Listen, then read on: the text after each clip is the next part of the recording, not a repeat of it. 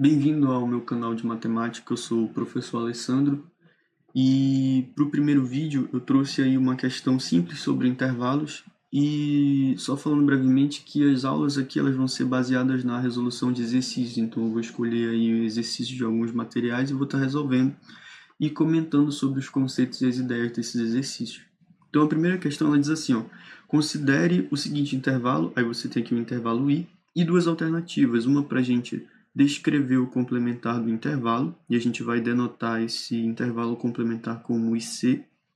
E aqui eu tenho outro intervalo, I1, e a pergunta é se esse intervalo I1 ele está contido em IC, lembrando que IC vai ser o complementar do intervalo I. Primeira coisa aqui que eu quero fazer é interpretar um pouco sobre esse intervalo I. E você percebe que ele é a união de outros dois intervalos. Como assim união? Esse símbolo aqui é o símbolo da união. A união desse intervalo aqui à esquerda e desse intervalo à direita. Percebe que as extremidades dele é o menos infinito e o mais infinito, e eles sempre vão ser representados com parênteses, o menos e o mais infinito. Porque para a gente representar valores, não conceitos, a gente pode usar o parêntese, por exemplo, entre parênteses menos 1 e 1, só que isso é diferente do colchete, menos 1 e 1 entre colchete. No parêntese, eu quero dizer que esses valores aqui eles não fazem parte do intervalo, eles não estão presentes. E no colchete eles fazem parte. Ou seja, o x aqui, por exemplo, x, ele tem que ser maior do que menos 1 e ele tem que ser menor do que 1. Aqui, o x, ou seja, um elemento qualquer, ele pode ser maior ou igual a menos 1 e ele pode ser menor ou igual que 1. Então, essas são as diferenças na forma de representar com parênteses e com colchete. No caso do menos e do mais infinito, sempre vai ser com parênteses, porque você tem um conceito, né, de menos infinito e mais infinito. Então, não faz sentido usar colchete nessa hora de representar. Porém, aqui poderia haver um colchete, mas não tem. Então, se a gente for representar de forma geométrica, deixa eu ajeitar esse aqui. Se a gente for representar de forma geométrica, colocando aqui o zero na origem, nós vamos ter aqui uma bolinha aberta para menos raiz de 2. Vou colocar aqui 3 pontinhos para representar o menos infinito. E você tem bolinha aberta para raiz de 2, 3 pontinhos aqui para o mais infinito. Se esse aqui é o intervalo i, os valores que estão no intervalo i são esses valores aqui à esquerda, de menos raiz de 2, e os valores à direita da raiz de 2. Se eu quero o complementar,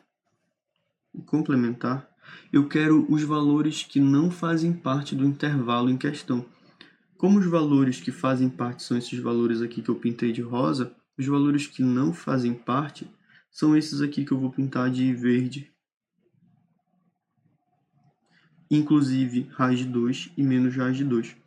Como agora eu tenho que os valores menos raiz de 2 e raiz de 2 fazem parte, eu posso escrever aqui que IC ele é igual a entre colchetes menos raiz de 2 e raiz de 2.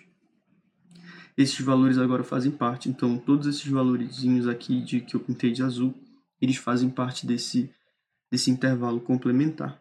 A próxima pergunta, ela é se o intervalo I1, que seria, eu vou representar aqui de forma geométrica também, com a bolinha aberta por conta dos parênteses, menos 2. Aqui eu vou colocar o 0 e bolinha aberta em 2. Se esse intervalo aqui, ele está contido em outro intervalo, só que o outro intervalo é o IC. E o IC, vocês podem ver que menos raiz de 2, esses valores aqui eles estão presentes, é um pouquinho maior do que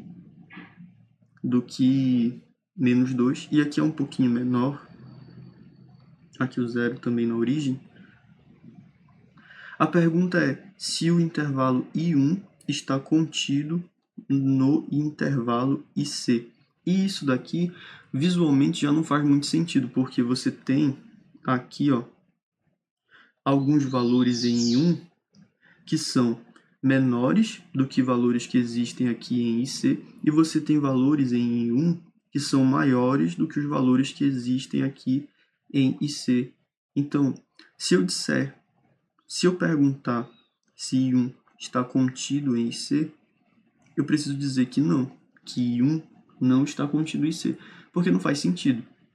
Primeiro aqui, visualmente, e se nós quisermos descrever isso, eu posso escrever que existem alguns elementos aqui em I1, por exemplo, I1, ele tem elementos que são maiores, então I1 é um elemento A, e esse elemento A, ele pode ser maior do que os elementos que tem IC, e tem um A que é maior do que os elementos que existem em C. Eu estou escrevendo aqui, mas é só para pensar. Um Azinho, que é um elemento, ele é maior do que os elementos que existem em IC. E existem também, sei lá, um A', que são menores. Se você quiser exemplificar isso para entender melhor, menores que os elementos em IC e menores que os elementos em IC também. Como assim menores? Menos raiz de 2, acredito que vale mais ou menos ali menos 1,47. Então aqui vale 1,47.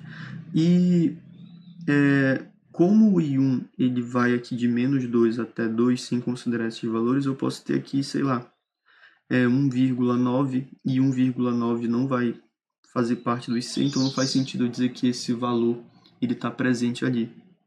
Então você tem a representação da simbologia aqui, ó. I1 não está contido em C, que é a pergunta. I1 está contido em C. Se ele perguntasse se o IC está contido em 1, aí tudo certo. Mas do contrário não tem como. Deixa eu ver se falta falar sobre alguma coisa aqui. Não, esses são os conceitos iniciais aí que eu queria trazer sobre intervalo. É uma discussão mais, como eu posso dizer, mais intuitiva. Só que, claro, né, precisa saber a simbologia e a linguagem matemática para isso. E é isso, o primeiro vídeo do canal. Qualquer dúvida pode ficar nos comentários e nas próximas aulas vai seguir essa mesma linha de raciocínio. Lembrando que o objetivo não é ser muito formal, é só para comentar sobre a resolução e expor algumas ideias aqui. E com isso eu encerro. E é isso.